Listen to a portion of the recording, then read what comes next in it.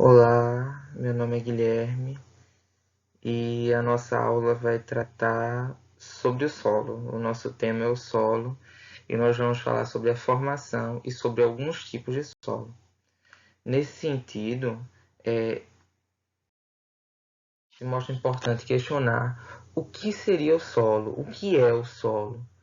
E aí, geralmente no comum, né, se trata o solo como terra e tudo mais. Mas nesse sentido aqui, o solo vai se caracterizar como um corpo natural formado pela desagregação das partículas de rocha.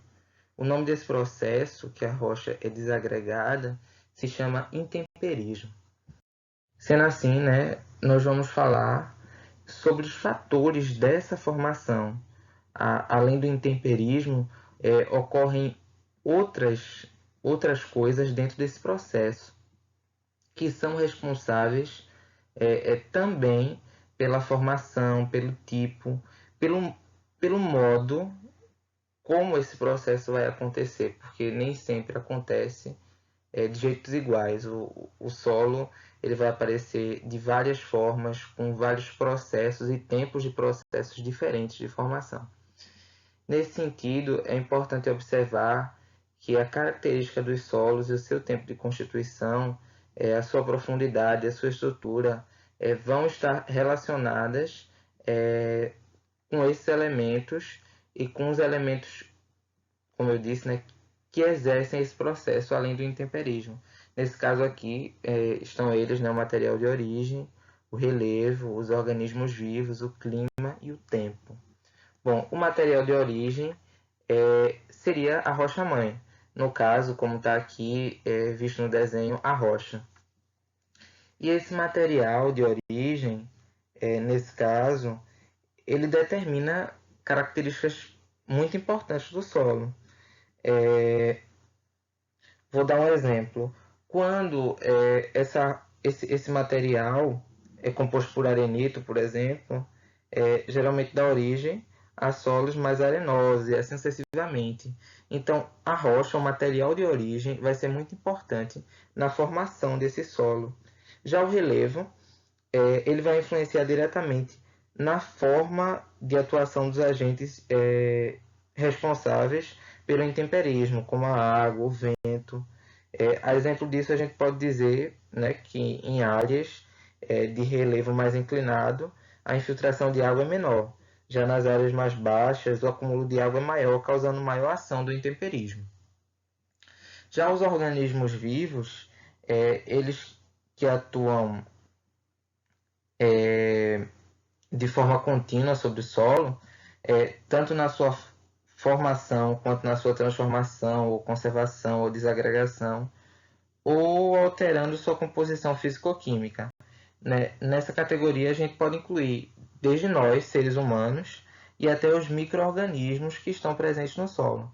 E esses micro-organismos atuam na ação do intemperismo biológico, decompondo rochas e alterando também nos compostos minerais e vegetais que existem no solo, tornando mais férteis ou mais pobres.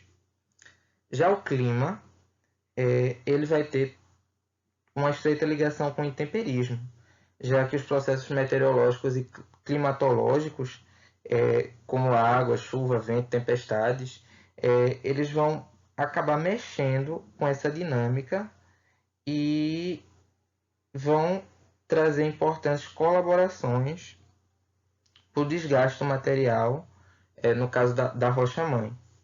E o tempo, já o tempo ele é meio que o arquiteto de tudo, né?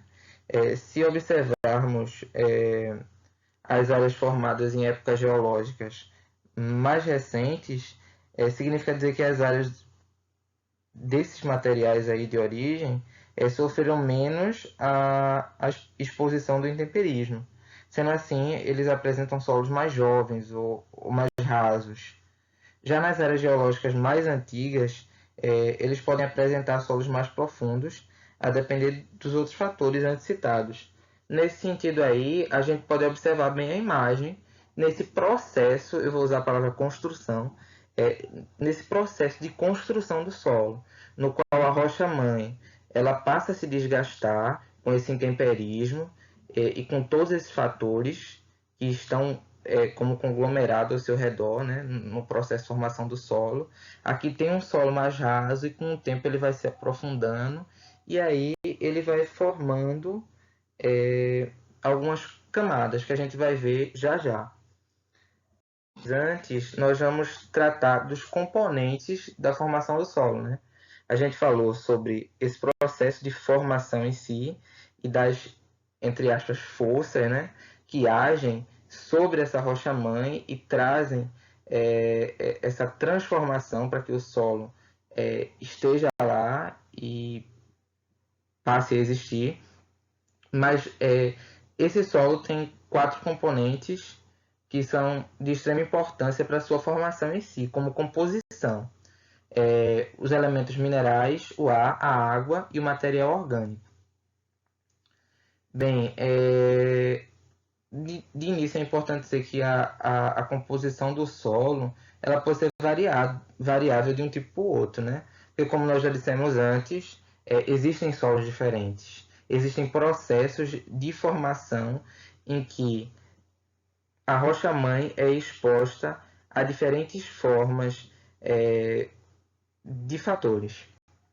Nesse sentido, acaba que os elementos químicos presentes na sua composição variam por meio de fatores como umidade, sol, vento, organismos vivos, clima, que a gente acabou de ver.